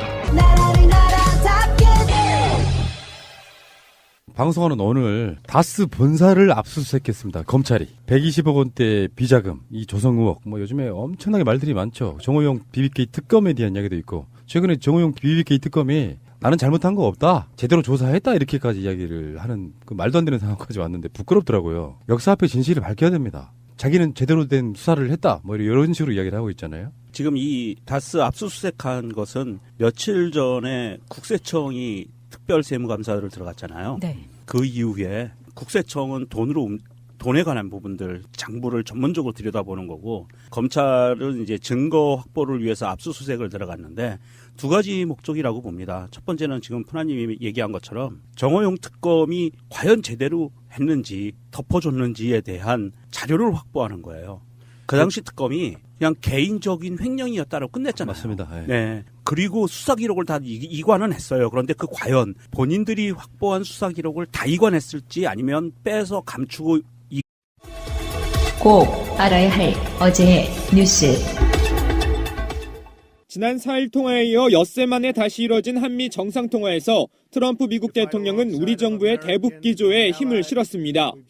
트럼프 대통령은 통화에서 남북 간 대화가 진행되는 동안 어떤 군사적 행동도 없을 것이라고 확인했습니다. 최근 월스트리트 저널이 쓴 북한 공격 준비 기사를 분명하게 부인한 겁니다.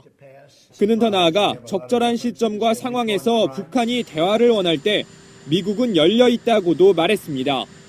남북 대화가 자연스럽게 북미 대화로 이어질 수 있음을 직접 강조한 겁니다. 트럼프 대통령은 지난 4일 전화통화에서도 한미 연합 군사훈련 연기에 전격 합의하면서 문 대통령을 100% 지지한다고까지 했습니다. 1990년대 이래 한국과 미국 양국의 서로 다른 이념 성향을 가진 정권이 들어서면 대북관에서 불협화음이 나곤 했습니다. 김영삼 전 대통령 집권 당시에는 빌 클린턴 전 대통령과 김대중 전 대통령은 조지 W. 부시 전 대통령과 북핵 해결 과정에서 종종 의견 차이를 노출했습니다. 노무현 정부 당시에는 부시 전 대통령과 의견 충돌이 표면화되기도 했습니다. 때문에 민주당 문재인 대통령, 공화당 트럼프 대통령 조합을 놓고 우려가 컸던 게 사실입니다. 하지만 최근 상황은 전혀 다르게 전개되고 있습니다. 청와대는 지난 8개월 동안의 지속적인 노력으로 적어도 북핵 문제에 있어서만큼은 양국 정상 간의 신뢰관계가 확보됐다고 평가했습니다. 문재인 대통령과의 통화가 끝난 지 3시간 후 강요 회의. He felt that the initial talk was extremely good, had a lot of good comment. Hopefully it'll lead to success for the world, not just for our country, but for the world. 백악관 대변인은 트럼프 대통령이 적절한 시기에 적절한 상황에서 북미회담을 여는데 개방적 자세를 보였다고 밝혔습니다. 스티브 골드스타인 국무부 차관은 이날 올림픽 기간 중 북미 접촉 가능성에 대해 계획된 것은 아니지만 어떻게 진행되는지 지켜보겠다고 말했습니다. 북한 측 대표단장의 급에 따라 북미 대화 가능성을 열어놓았다는 분석입니다. 현재 유력하게 거론되는 인물은 최용해 노동당 부위원장입니다. 당 간부 인사를 책임지는 조직 지도부장도 겸직하는 것으로 확인돼 사실상의 2인자입니다. 김영남 최고인민회의 상임위원장은 공식적인 정부 수반이라 펜스 부통령과 만나는데 걸림돌이 없다는 장점이 있습니다. 개막식에 참석하는 펜스 부통령에 관심이 쏠리고 있습니다. 북한 측 대표와 만날 것인지, 만난다면 어느 수준의 대화가 오갈 것인지가 초미의 관심사로 떠오르고 있습니다. 서울 영포빌딩에 있는 다스 사무실에 검찰 수사관들이 들이닥칩니다. 동부지검에서 왔습니다. 여보세요. 윤영의 문입에 빨리 서울 동부지검의 다스 비자금 의혹 관련 수사팀은 경주의 다스 본사와 이상은 회장의 자택 등 10여 곳을 동시에 압수수색했습니다. 지난달 수사팀이 출범한 지 16일 만에 강제 수사에 착수한 겁니다. 다스 비자금 의혹이 제기된 120억 원이 직원 조모 씨 개인이 횡령한 돈인지 회사 차원에서 조성한 비자금인지를 확인하기 위해서입니다. 지난 2008년 법원의 이단 영장 기각으로 다스의 동의를 받아 자료를 확보해 수사를 벌였던 정호영 특검팀은 직원 조모 씨가 개인적으로 횡령한 것이라고 결론냈습니다. 검찰은 압수수색에서 확보한 자료를 분석해 120억 원이 만들어지고 특검 수사 뒤 반환된 과정을 자세히 확인할 계획입니다.